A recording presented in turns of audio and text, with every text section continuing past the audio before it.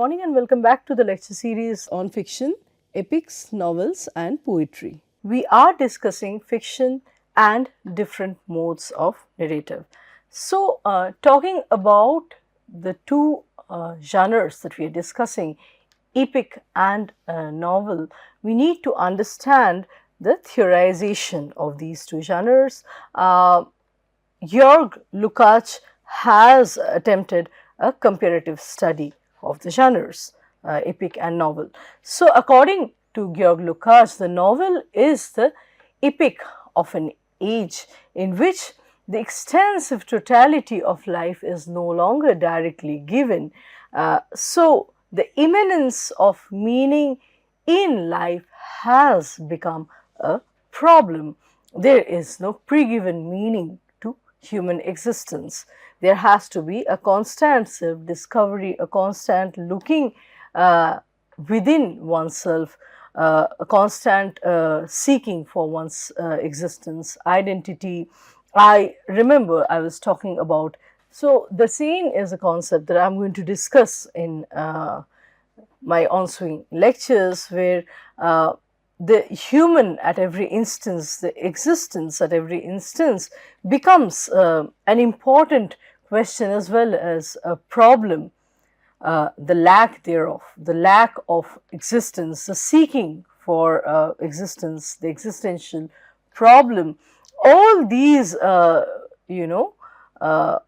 these factors, all these questions are being probed in a genre such as novel. So, it would be superficial and even a matter of a mere artistic technicality to treat the question of whether a work is written in verse or prose as the sole criteria that decides the genre, whether a work is a prose or a verse. Does this question entirely decide the genre of a work? The answer is no, right? To take an example, verse is not an ultimate constituent either of the epic or of tragedy, right? Although we see that verse is in fact an important symptom through which the true nature of both the epic and the tragedy are revealed, through which the true nature of the forms epic and tragedy is revealed. Now, tragic verse is sharp and hard. It acts towards isolating and creating distance. On the other hand, epic verse, we see it too creates distances. However, in the sphere of the epic, distance means happiness and lightness, a kind of loosening of the mundane bond that we are familiar with between the man and the object, or man's bond, the happiness and lightness that emerges through the loosening of bonds that tie men and objects to the ground, or the mundane connection of human and objects to the earthly realities. So, epic is a lifting of this kind of mundane heaviness, and this heaviness pertains to life. It is integral to life. So, in other words, what I am trying to say is that epic maintains this incommensurable distance. It is about a past that is hard to visit, that is far, far away. It is about the forefathers, it is about the golden era, and being in the flawed existence that we are, we cannot become, or we cannot even imagine the epic way of being, the epic existence. We can only fathom, we can only wonder the kinds of humans and their activities, the kinds of chapters, episodes that go on in an epic. It's larger than life, right? So, heaviness is trivial in the sphere of life, like in the epic, just as lightness is trivial in the sphere of tragedy. Epic is constantly wanting to move away from heaviness, give us something that is anything but mundane, anything but identifiable. So, epic is trying to give us characters and events that are anything but immediately identifiable. Epic has a distance from our contemporaneity, from our contemporary reality. That is a necessary characteristic of epic. On the other hand, tragedy does not sit well with lightness. Tragedy is constantly journeying towards some kind of heaviness. So, the lightness of great epic literature signifies the concretely immanent utopia of the historical hour. So, epic is documenting history, it is recording history, but it is also a piece of art. So, an artistic intervention of history. It is a way of life that existed in the past, a past that cannot be revisited in any other way. So, there is a kind of utopia, there is a kind of ideal that we find in epic humans, in epic moral values.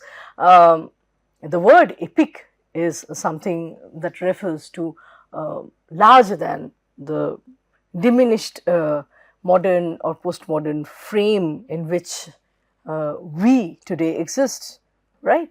So, the form giving detachment that verse as a vehicle confers upon epic transforms the epic into an ideal. Versification, enables this ideal in a way. The rhyme and rhythm that we associate with epic, with the orality, the oral tradition of epic, renders this utopia, further accentuates this utopia. There is a kind of playful lyricism. We do not read an epic in isolation. Epic is not meant to be read in isolation. It is about a community, it's the history, it's the tradition, the heritage of a community. So, it's meant to be read and listened. It is meant to be read in company of people and recited, memorized and told and retold, right? So, the lightness of any great epic literature leads to some positive value and a reality creating force. So, it is necessarily tied to a history. So, it wouldn't be wrong to say that epic lies at the crossroads, at the intersections of history and utopia. In other words, a utopian history, an idyllic aspect of a faraway past. Now, great epic literature is never the result of men forgetting their relation to history. Epic is commemoration and celebration of forefathers, of ancestors, of traditions and values. And so, we see this lovely play of imagination, taking a lovely play of imagination being an integral part of epic, and also recourse to imaginary landscape, right? So, in the absence of the lightness, verse is decoupled from great epic. So, if we have the verse, but we don't have the lightness, we don't have lyricism leading us to utopia, in that case, verse transforms itself into lyric verse. Unexpectedly and unintentionally, verse becomes lyric verse. It's no longer epic. So, the disintegration of a reality becoming a song leads, for example, in Cervantes's prose to the lightness of a great epic. On the other hand, as we see, Ludovico Ariosto's verse in comparison remains mere lyrical play. Now, Goethe, who was an epic poet, poured his idyls into the mold of verse, but he chose prose to render totality to his masterpiece, which were essentially novel, right? In the world of distances, all epic verse turns into lyric poetry. Here we are thinking of Don Juan, we are thinking of Onegin, and these works, although written in verse, belong to the type of humorous novels. So, the epic gives form to a totality of life. So, this is something I have been stating in my earlier lectures too. Through an external form, the novel seeks to uncover and construct the totality, this totality. But in the novelistic tradition, this totality cannot be found really. It's a fragmented world, it's a fragmented self. Novel is constantly trying to unravel the self and constantly struggling with the question of existence, like I said. So, the given structure of the object, for example, the search which leads to the subject's recognition that neither objective life nor its relationship to the subject is not something that is harmonious and pre-given, supplies the actual intention of the form of the novel, right? The fact that the relationship between the self and the world is no more harmonious, no more congruous and an organic pre-given. There is a struggle, there is a kind of rift and fissure between the two. That is something that supplies the core intention of the form of the novel. The fissures and gaps which are inherent in the historical situation inform the form giving process, which cannot and should not be disguised in the process of narration and composition. The fundamental form determining intention of the novel is therefore represented through the psychology of the novel's heroes. What is novel's form trying to get at? This is something, the intention of the novel is concentrated around the novel's hero, and they are necessarily seekers, they are seeking something. It could be more than a journey outward, it is usually a journey on the inner. So, the psyche becomes the layered psyche, the complex psyche, the possibilities within human psyche become very important, right? So, the simple fact of seeking implies that neither the goals nor the way leading to these goals can be directly given, nor can they be predetermined or prefixed in a psychologically direct manner.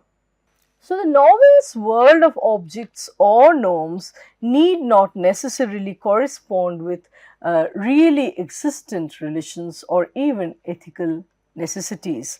So, the world of novel, the characters that we find in a novel do not have, they talk about worldly matters, they are identifiable, but they do not abide by ethical necessities always, or even correspond with any existent relations, right? So, the novel's world of objects or norms do not necessarily correspond with any real existent relations or ethical necessities. So, the novel is not a thesis, it is not, it does not have the burden of, representing reality per se, or even carrying the moral burden or the moral message being didactic at all times. That is not something that novel is tied to or the novel must follow. The epic individual, the hero of the novel, is the product of estrangement from the outside world. So, the epic's world is internally homogeneous because the men do not differ qualitatively from one another. I was giving you an example where stories of, the Trojan War, or even the character of Rama, it appears they were known to the society, um, to the contemporary society of Homer and Valmiki, respectively. Even as they're writing about these incidents, the events were known. There is nothing unpredictable about the epic. It's already an organic whole within which the characters operate, and we have a category which one cannot surpass. It's called destiny. Even the gods and goddesses cannot really challenge fate, right? Fate is above all. So there is a factor of uh, predetermination in epic, right? I mean, so the characters in epic do not really vary too much from one another. There are, of course, heroes and villains, pious men and not so pious, the vicious ones. But even the greatest hero is only a bit taller than the mass of his fellows, and the wise man's dignified words are heard even by the most foolish. So we are seeing that in epic world, I was also talking about how the gods have anthropomorphic traits. The gods have their jealousies, they have their biases, they have their shortcomings. They are very human like, they have their follies. Contrarily, humans, through penance, through certain trainings, can become godlike. So humans and suprahumans are on on the same platform. They can exchange qualities. They can dialogize, right? The epic hero, strictly speaking, can never be an individual. It is traditionally thought that one of the epic's essential characteristics is that its theme is not a personal destiny. It's not the personal destiny or goal that the epic hero is trying to attain, but that of the community. If the epic hero fights a war, it is for the community. If the epic hero is glorified or mourned at his death, it is because of certain community goals that the hero wanted to achieve or could not achieve.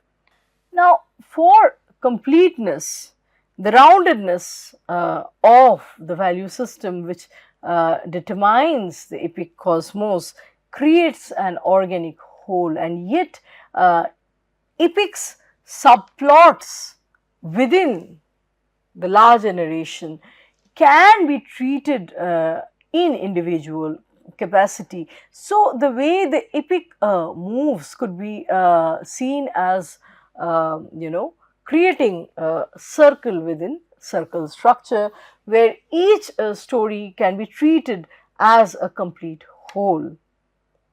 So, on Rama's way to the forest, he meets different characters. He meets Ahalya, and that's a subplot. That's a deviation from the main plot. And that can be treated as a separate story. That episode can be treated as a separate chapter in its own right. So, a loose end that is being created only to once again come back to the mainstream narrative, right?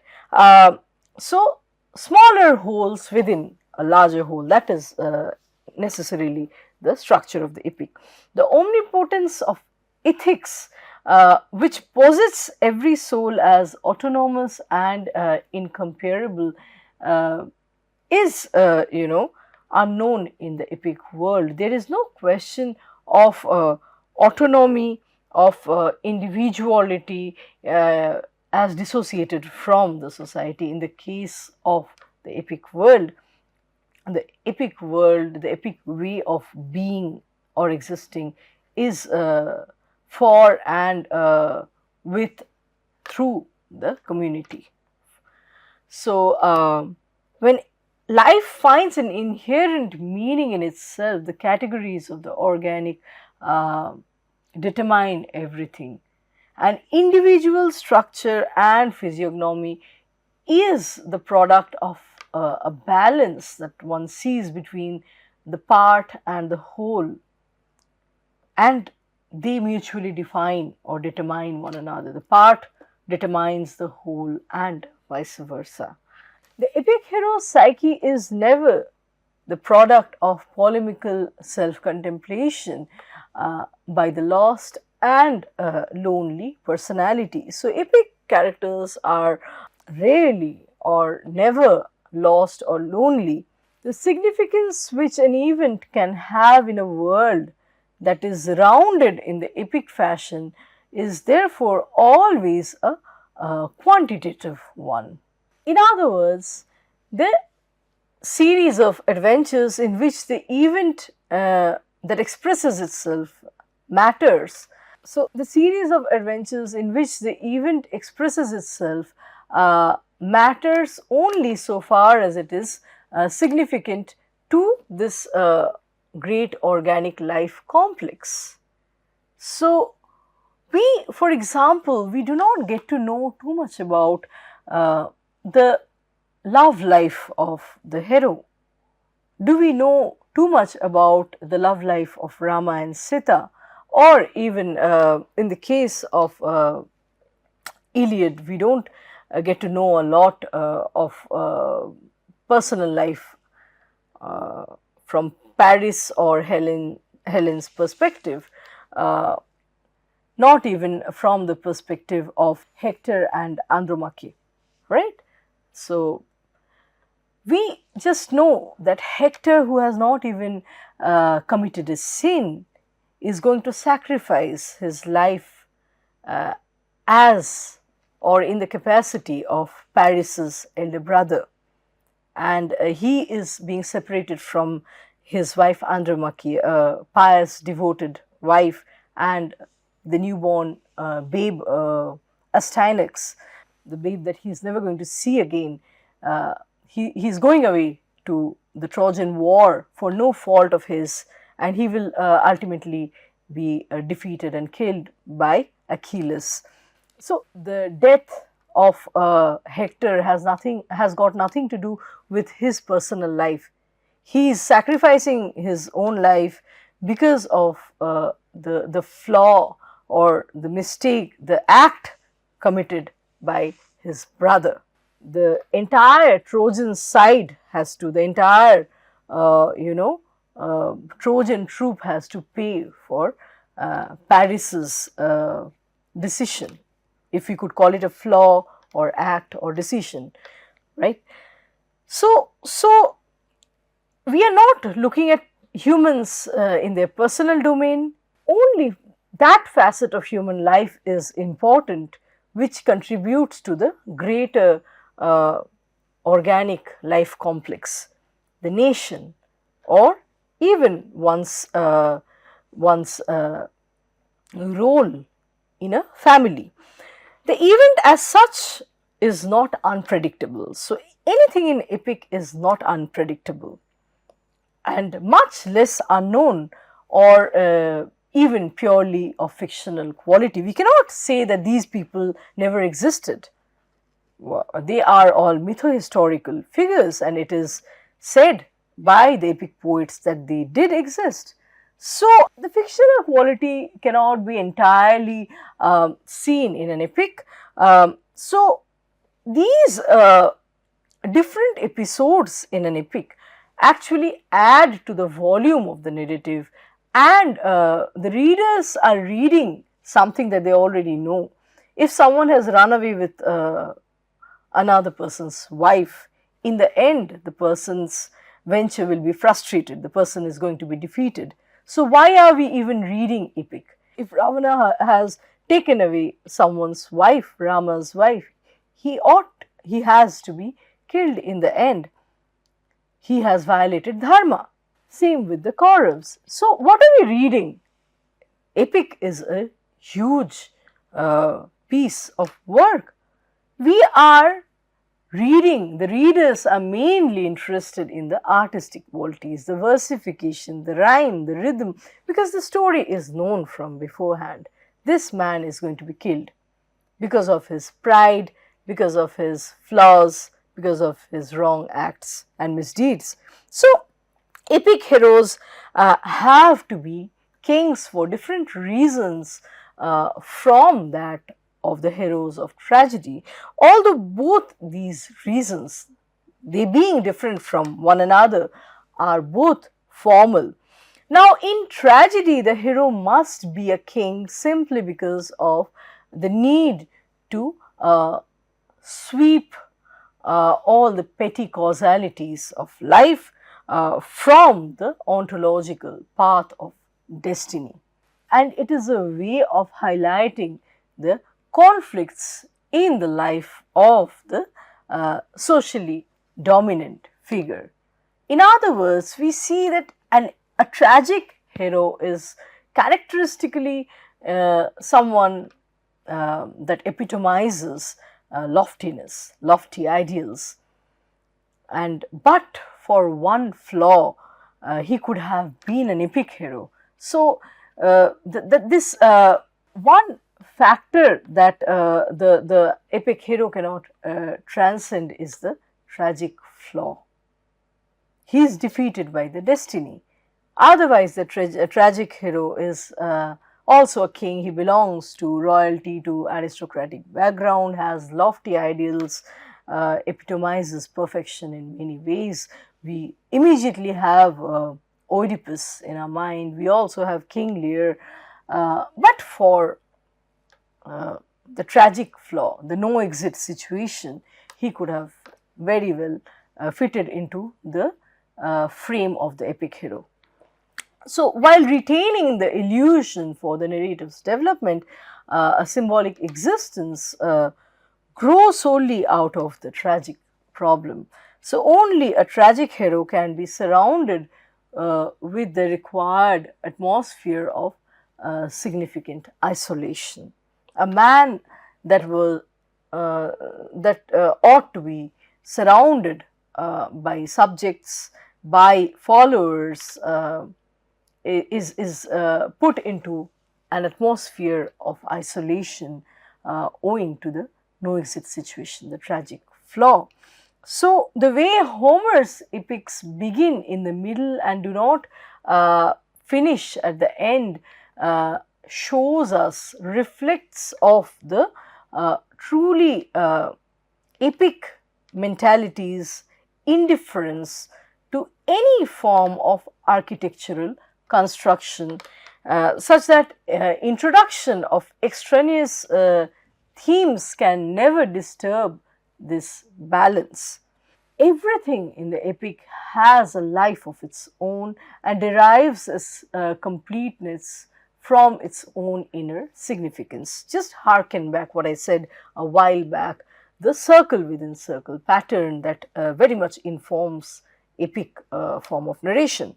So, Dante is the only great example in which one sees the architectural feature clearly conquering the organic, and therefore Dante represents a historico-philosophical transition from the pure epic to the novel.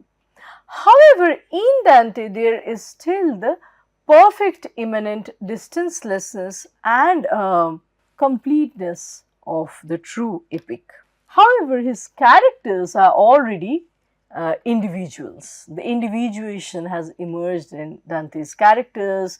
They are consciously and energetically placing themselves in opposition to a reality that is hemming them in, that is closing around them. This oppositional relationship and conflict with reality make them real, identifiable personalities, something that in our modern condition we can immediately relate to. Now, the combination of the presuppositions of the epic and the novel and their synthesis to an epopea points to the dual structure that necessarily forms the basis of Dante's world. In Dante, the rift between life and meaning is surpassed and in a way cancelled through the coincidence of life and meaning, through the overlap of life on to the meaning in a present actually experienced transcendence. So, Dante opposes the postulate free organic nature of the older epic form, and he is introducing a hierarchy of fulfilled postulates. Dante did not have to endow his hero with visible social superiority or with a heroic destiny per se, which determined the destiny of the community. This is only because his hero's lived experience would suggest nothing but a symbolic unity of human destiny in general. So, hero's individual experience, lived experience speaks to human destiny in general. With this, I am going to stop our lecture today and we will discuss further in our on-swing lectures. Thank you.